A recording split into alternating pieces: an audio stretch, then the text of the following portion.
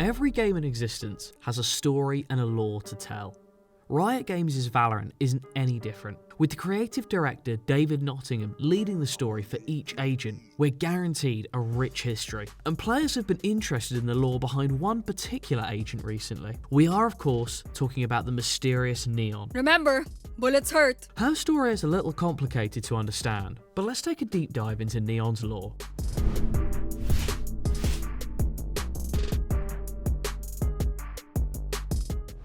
So let's start with some basic Valorant lore, just to begin with so you've got your feet settled. There exists a resource called Radionite, and this is what gave every agent their abilities, including Neon's abilities. Radionite appeared due to an event called the First Light, which opened rifts across our world. The Kingdom Corporation uses Radionite to power 3/4 of Earth's energy supply for experiments and much more. There's also the Valorant Protocol, which keeps all the agents with Radionite anomalies under control. And a parallel world exists called the Mirror Earth, which is running low on Radionite. Mirror World steals Radionite from our world with the spike.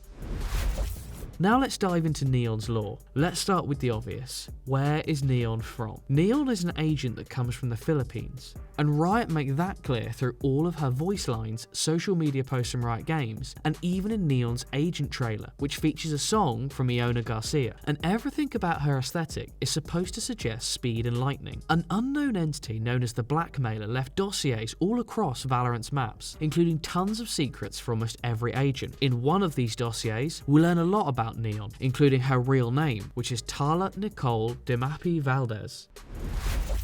We also learn that Neon was discovered by her parents at the bottom of a lightning strike rift, as shown from her Eye of the Storm player card. And from her dossier, we learn that Neon's father is a scientist helping Radiants with their powers, while her mother works as a cop in the Justice Department. Because Neon's abilities know no boundary, her father probably invented the suit which limits her use of electricity. As Neon was growing up, she worked for the Kingdom Corporation in the KSEC sector. Her electricity was needed in the Valorant Protocol, and that's when Neon entered the Valorant roster of agents. Neon was recommended by Chamber to join the Valorant Protocol, but it was Brimstone who officially invited her in as Agent 19. Neon joined the Valorant Protocol for one reason: to power a portal with her lightning, which would lead to Middle-earth, and she was working closely with Killjoy on this project. But because she's young, Neon is under the mentorship of Sage right now, who helps her control her powers. Now, although Chamber recommended Neon for the Valorant Protocol, he didn't invite her.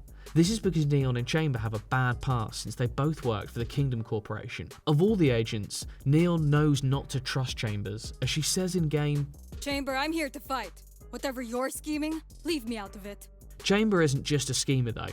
He once recommended to Brimstone that they remove her voltage caps to increase the power output. Have you confirmed the limiter release protocol for her suit? I understand it includes certain voltage caps that we must remove for the desired power output. Before Neon could angrily decline.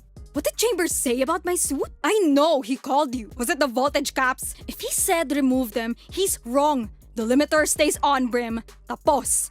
End of story. And to Reyna, Chamber has claimed that she has a mind to corrupt, referring to Neon, which is enough to send out a ton of red flags.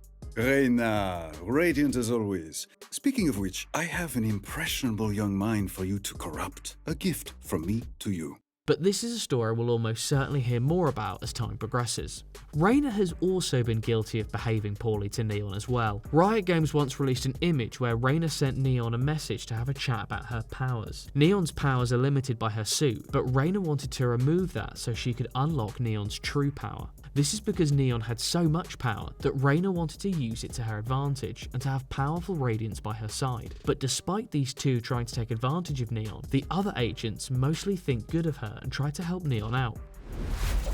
So what's next for Neon in the Valorant lore? Well, since Neon is trying to power up the portal to the Mirror Earth with Killjoy, we can expect that they will succeed soon. This would probably bring a new map to Valorant for all players located in the Mirror Earth, and at some point, we're also sure that her and Chamber's relationship will get even worse. What do you think of Neon? Was she a good addition to the lore?